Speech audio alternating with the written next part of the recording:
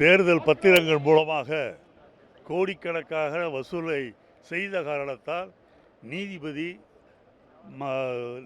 நீதிமன்றத்தினுடைய நீதிபதி அதற்கு தடை விதித்திருக்கின்றார். வெளிப்படைத்தன்மை இல்லாத இருந்ததுனால தான் காரணமா? அதையே எதிர்த்து நீங்கள் அதை தவறாக பாரதிய ஜனதா கட்சி உபயோகப்படுத்தி இருக்கின்றது. குறிப்பாக யார் யாருக்கு கான்ட்ராக்ட்கள் கொடுக்கின்றார்களோ அவர்களிடமிருந்துதான் கிட்டத்தட்ட 10% மேலே அவர்கள் பணம் வாங்கி இருக்கின்றார்கள்.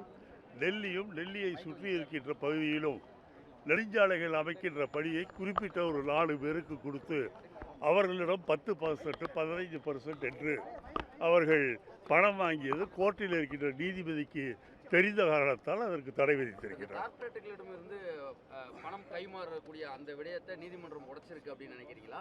இல்ல இந்த வெளிப்படைத்தன்மை இல்லாம இருந்ததுனால? இல்லை, என்னை பொறுத்தவரையில் நீதிமன்றம் நீதியை காப்பாற்றுவதே எனக்கு மிகவும் சந்தோஷமாக இருக்கின்றது. பாரதிய ஜனதா கட்சி திருட்டுத்தனமாக பணம் சேர்ப்பதற்காக இந்த தேர்தல் பத்திரங்களை உபயோகப்படுத்தியதை தடுக்கின்ற விதமாக நீதிபதி அவர்கள் இந்த தீர்ப்பை தந்திருக்கின்றார்.